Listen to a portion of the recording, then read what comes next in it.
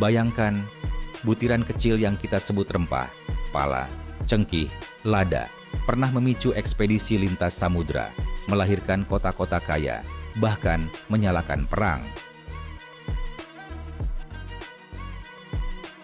Maluku jadi pusatnya.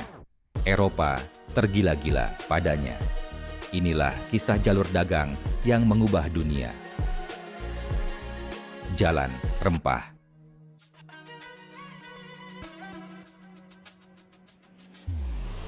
Ke depan, kita akan menelusuri bagaimana rempah jadi barang super mewah, siapa penguasa jalurnya dari masa ke masa, kenapa bangsa-bangsa Eropa mempertaruhkan nyawa untuk sampai ke Nusantara, dan warisan jalan rempah bagi dunia modern, termasuk dapur kita hari ini.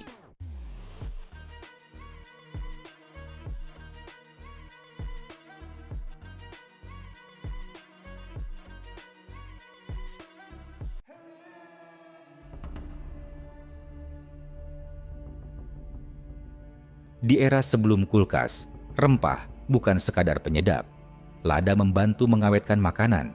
Kayu manis dan cengkih dipakai untuk ritual, pengobatan, hingga parfum. Jauh di Eropa abad pertengahan, harga rempah bisa selangit. Sebutir pala dihargai seperti emas. Permintaan tinggi, pasokan sangat terbatas, dan asalnya jauh di timur.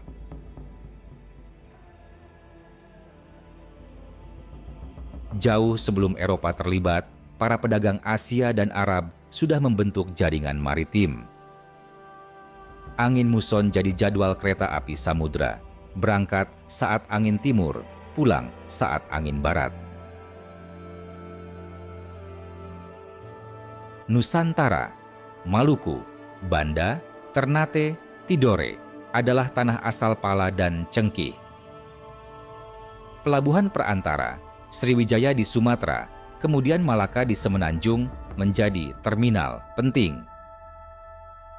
Jaringan besar, pedagang Gujarat dan Arab membawa rempah ke Samudra Hindia. Dari sana, lewat Laut Merah, Mesir, hingga Mediterania.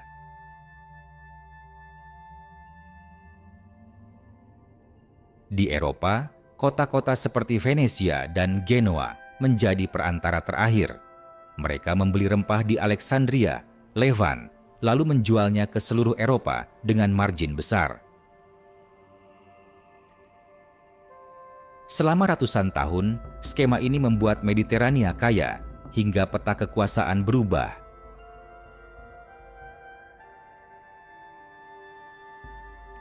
Tahun 1453, Konstantinopel jatuh ke tangan Utsmaniyah, Ottoman.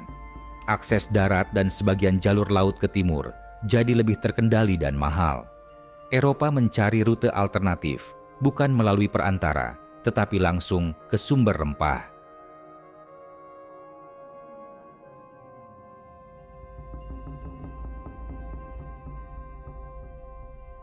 Portugal memimpin.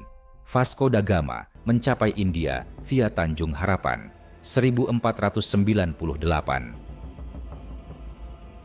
Sasaran berikutnya, menguasai simpul perdagangan di Asia Tenggara. Malaka ditaklukkan Portugis pada 1511, membuka jalan ke Maluku, sumber cengkih dan pala. Tak mau kalah, Spanyol mengirim Magellan 1519. Walau Magellan gugur di Filipina, armadanya mencapai Tidore. Ekspedisi yang dipimpin Elcano pulang 1522, mengelilingi dunia pertama kalinya. Tahun 1602, Belanda mendirikan VOC, Verenigde Oost-Indische Compagnie, korporasi dagang raksasa dengan hak istimewa, berdiplomasi, berperang, mencetak uang. Tujuannya jelas, monopoli rempah, khususnya pala dari Kepulauan Banda dan cengkih dari Maluku. Kebijakan monopoli memicu konflik keras. Pada 1621, operasi militer di Banda menewaskan banyak penduduk dan memaksa sistem perkebunan, perken, yang dikontrol ketat. Ini halaman gelap dalam sejarah rempah. Inggris lewat EEC juga bersaing. Perebutan pulau kecil Run, kaya pala, berujung Perjanjian Breda 1667. Belanda mempertahankan Run, Inggris memperoleh New Amsterdam yang kemudian dikenal sebagai New York. Sebutir pala, imbasnya sampai ke Manhattan. Semakin banyak pengetahuan botani tercatat. Nama seperti Georg Eberhard Rumphius di Ambon menyusun ensiklopedia flora. Bibit rempah diselundupkan, ditransfer ke wilayah lain. Zanzibar untuk cengkih, Mauritius dan Karibia untuk pala and pala banda. Saat budidaya menyebar, harga turun, monopoli runtuh.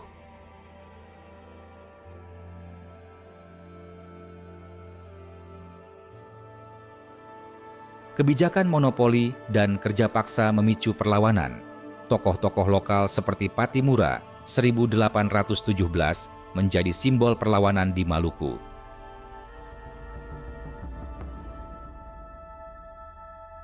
Seiring abad ke-18 sampai 19, struktur kolonial berubah. Perusahaan dagang melemah, negara kolonial mengambil alih. Jalur rempah bertransformasi jadi jalur komoditas global yang lebih luas. Kopi, teh, gula, karet. Warisan jalan rempah bukan hanya di peta, tapi di lidah.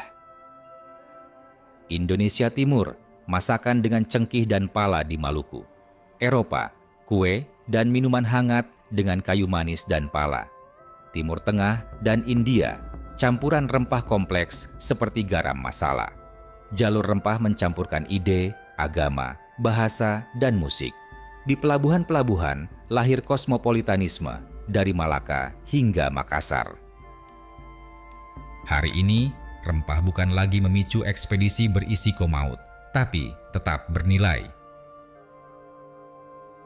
Indonesia masih produsen penting, pala, lada, cengkih. Program Jalur Rempah dihidupkan kembali sebagai warisan budaya, menghubungkan sejarah, pariwisata, dan ekonomi kreatif.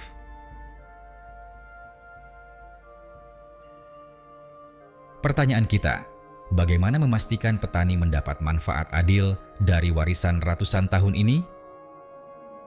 Dari gugusan pulau kecil di timur Nusantara, dunia belajar arti keterhubungan.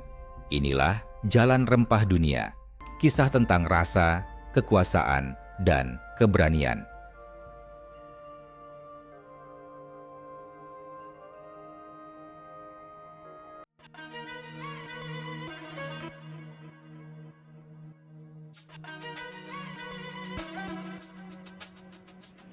Kalau kamu ingin kita membedah kisah spesifik, misalnya tragedi Banda, Venesia versus Genoa, atau jaringan Sriwijaya, tulis di kolom komentar.